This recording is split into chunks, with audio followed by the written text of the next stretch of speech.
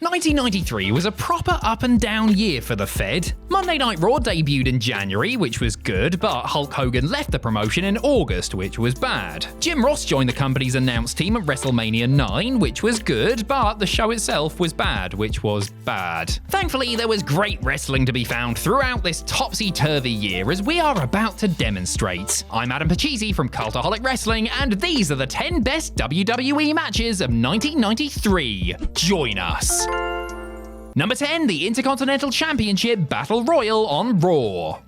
After Shawn Michaels didn't defend his Intercontinental Championship within 30 days, that little rascal, a Battle Royal was made for the October 4th episode of Raw to crown a new champion. Sort of. 20 men would start in the ring, with the final 2 going through to the following week's show, where the title holder would be decided in a singles match. Why WWE decided to go down this route, I will never know, but I learned long ago not to question their decision making. This over-the-top rope contest was full of stars of all shapes and sizes, from the 1-2-3 Kid to Bob Backlund, Randy Savage to Bastion Booger. Giant Gonzalez and Mabel were eliminated early, thank God, before the other contestants gradually whittled themselves down. The Macho Man looked like he might be in with a shot before the Quebecers and Rick Martel teamed up to chuck him out. Cue a 3-on-1 assault on Razor Ramon, only for the bad guy to cleverly dodge an attack, causing Pierre to accidentally eliminate Jacques. Sacre bleu! The future PCO also went over the top, and Ramon and Martel were declared the winners of this fun, chaotic, and well-scripted novelty.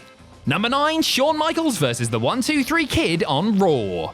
Though they had yet to fully take over WWE, the influence of the Clique could still be felt on the company's programming, particularly with the introduction of Sean Waltman, aka the 1-2-3 Kid. In the same year that he beats Razor Ramon in an all-time great Raw moment, Kid had another memorable Monday when he took on his real-life chum Shawn Michaels on December 6th. On the same night that Bobby Heenan was banished from the company, the future X-Pac put on a great babyface performance against the bigger man, which is a very odd way to refer to Shawn Michaels, but it's true. The bully HBK shoved the Kid around like he was nothing, only for the one-time jobber to fight back with his unique high-flying offense. He still took one hell of a beating though, including back-to-back Razor's Edges and a brutal power slam on the outside. Ultimately, this was all to serve Shawn's storyline with Razor Ramon, who came out to brawl with the showstopper and end the match in a DQ, but this was still a great display from the youngster and a vision of things to come in a Clique-controlled world.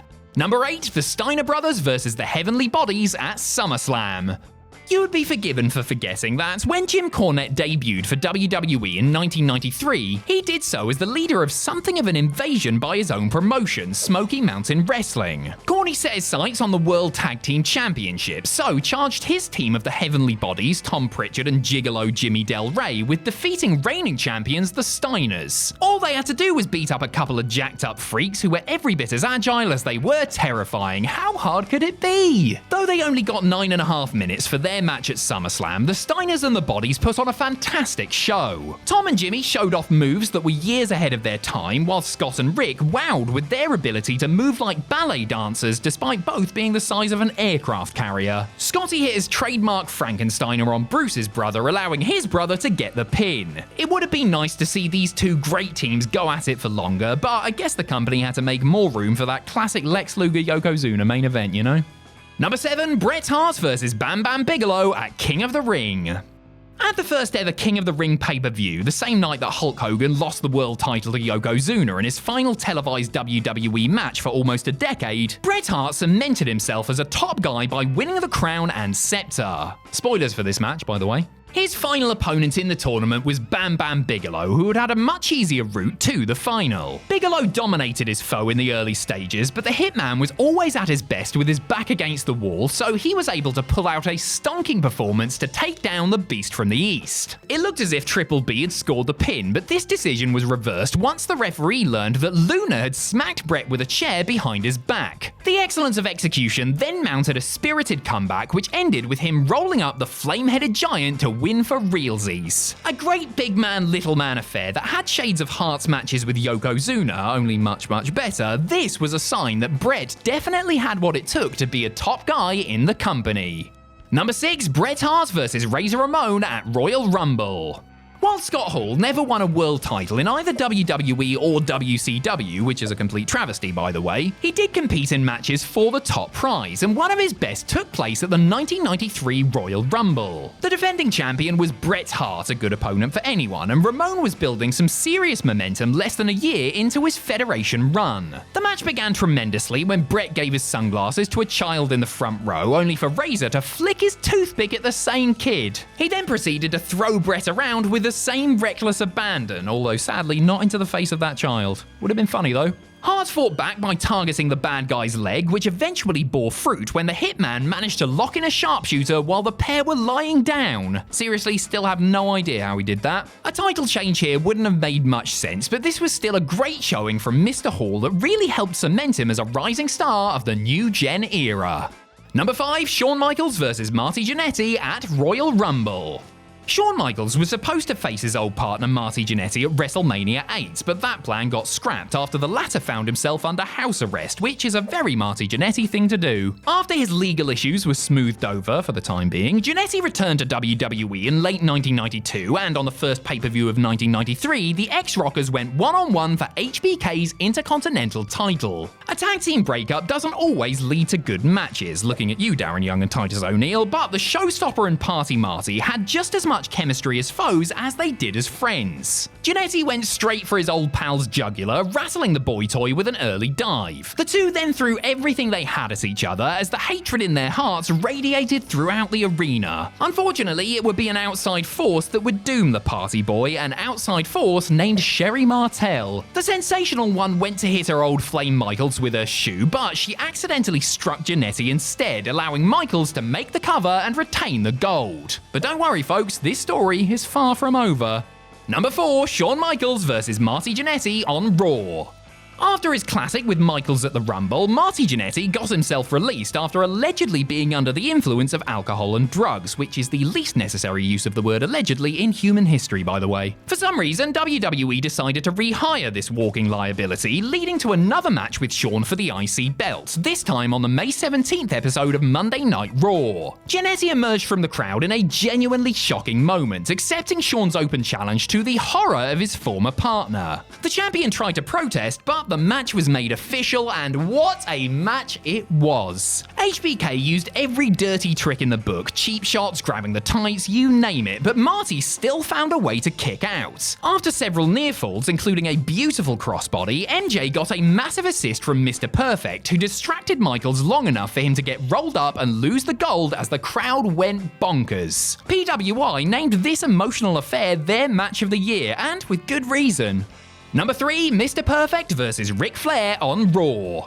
It's hard to imagine Monday Night Raw being in the single digits in terms of number of episodes, but in just its third week, the show put on a match that is still regarded as one of its crowning achievements. The relationship between Ric Flair and his executive consultant Mr. Perfect had deteriorated so badly that the pair had a match where the loser would be forced to leave the company for good. And so on January 25th, these two icons put on a show that more than lived up to their respective names. Flair fully embodied his dirtiest player in the game nickname, using the ring ropes for extra leverage and cruelly targeting a wound on Perfect's forehead. However, Kurt was having none of it, showing excellent babyface fire to fight through his injury and stick it to the Nature Boy. As Flair went to backdrop Perfect off an Irish whip, his opponent stopped and caught Slick Rick with the Perfect Plex, pinning the former world champion and sending him packing whilst Bobby Heenan lost his mind on commentary. A fabulous match between two all-timers. This result meant that Flair was never seen in WWE again.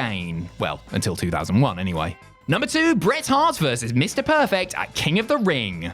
On his way to his big win over Bam Bam Bigelow, Bret Hart defeated Mr. Perfect in the semi-final of the 1993 King of the Ring. Damn it, I've spoiled the result again. This bloody tournament. Two of the most gifted wrestlers of all time sharing the ring should have led to a great match, and that is precisely what happened. Perfect leaned more into the heel side of things, trapping Bret in the ropes and launching him into the barricade from the apron, whilst Canada's own maintained his squeaky clean demeanor, repeatedly targeting Hennig's legs in preparation for the sharpshooter. As well as silky smooth technical grappling, these two peppered in some major spots, like a gigantic superplex and another suplex over the ropes and to the floor.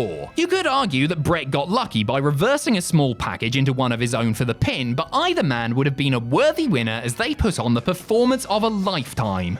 Number 1. Shawn Michaels vs Marty Jannetty on Raw. The third and final televised singles encounter between Shawn Michaels and Marty Jannetty might not have happened on pay-per-view, but that didn't stop it from feeling big time. After Jannetty lost the IC title back to Michaels at a house show thanks to a little help from the debuting Diesel, the belt was once again on the line and MJ once again found himself as the challenger. Over the course of 23 wonderful minutes, the pair built perfectly on the story laid down in their previous matches. Michaels was still the cheating heel, but now with Diesel in his corner, he could afford to be even cockier. As for Marty, he was still the conquering babyface, even if he had been fired approximately 30 times by this point. After some electric wrestling between two great performers, Marty could have been seriously great as a solo if his personal life had been cleaner. Jannetty missed a crossbody and crashed to the outside, allowing Diesel to chuck him back in the ring for Michaels to make the pin. The perfect finish to an exhilarating trilogy, the Rockers' breakup feud was easily one of the best things going for WWE in the year of 1993.